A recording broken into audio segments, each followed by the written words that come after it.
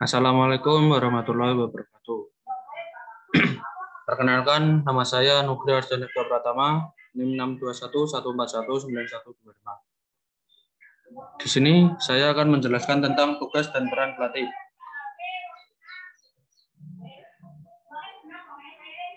Tugas dan peran pelatih, yaitu ada pentingnya pelatih, peranan niptek, falsafah pelatih, tugas pelatih, dan tipe kepribadian pelatih.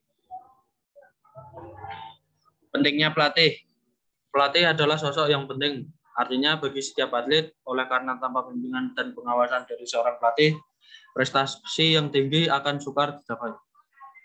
Pelatih haruslah betul-betul tahu segala seluk-beluk mengenai cabang olahraga yang dilatihnya, yaitu mengenai teknik dan taktik melakukan cabang olahraganya.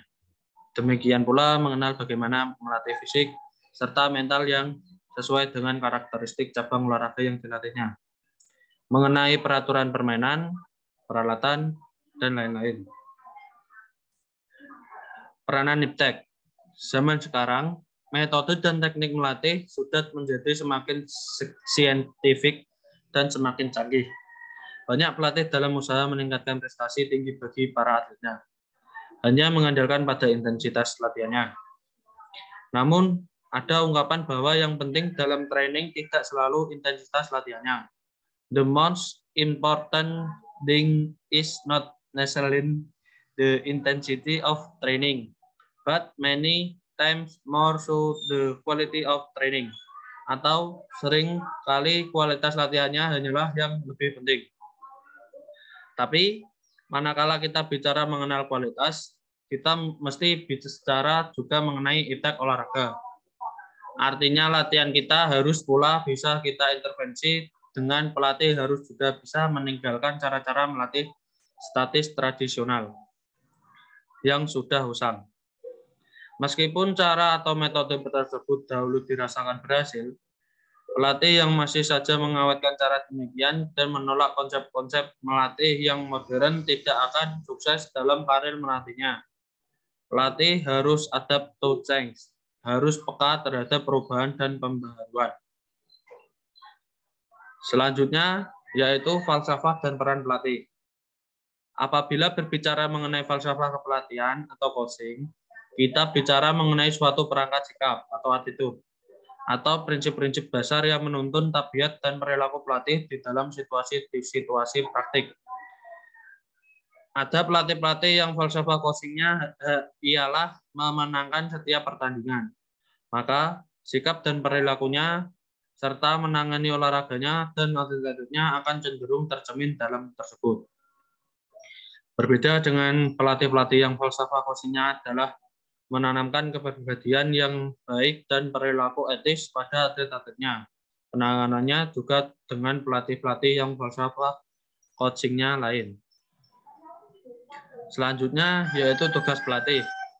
Beberapa tugas utama peran dan kepribadian pelatih termasuk kode etik pelatih yang kental dengan nuansa pedagogik yang perlu diperhatikan oleh para pelatih olahraga ialah sebagai berikut, yaitu berperilaku baik sebagai contoh atlet, lalu pelatih harus dapat memimpin dan memberikan motivasi kepada atlet, lalu seorang coach harus mencerminkan contoh sportivitas yang baik, memiliki pengetahuan dan keterampilan yang luas, mampu memiliki keseimbangan emosional.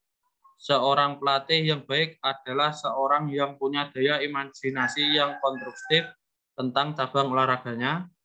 Selanjutnya memiliki ketegasan dan keberanian. Lalu juga ada sense dan citra rasa humor yang terkontrol. Memiliki kebugaran yang baik. Mampu mengkondisikan ketidakdewasaan anak.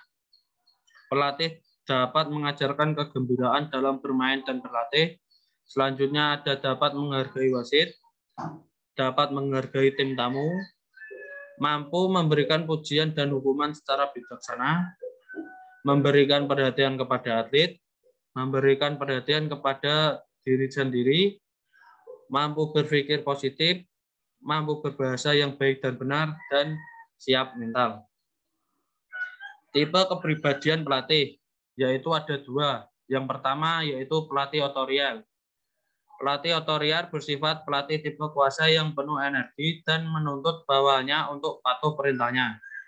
Lalu ada pelatih yang baik hati, yaitu pelatih yang senang memberi pujian luas dalam rencana latihan dan sering mencoba alternatif metode lain. Selanjutnya ada TPE kepribadian pelatih. Yang pertama adalah pelatih pemacu yang bersifat penuh semangat, agresif, menekankan disiplin, mencari kesempurnaan. Yang kedua ada pelatih yang santai. Pelatih yang pasif, santai, lainsis, dan tidak pernah merasa stres. Yang ketiga adalah pelatih tipe bisnis yang bersifat pelatih yang inovatif dan pengetahuannya mengenai olahraga mengejutkan. Selanjutnya yaitu ringkasan.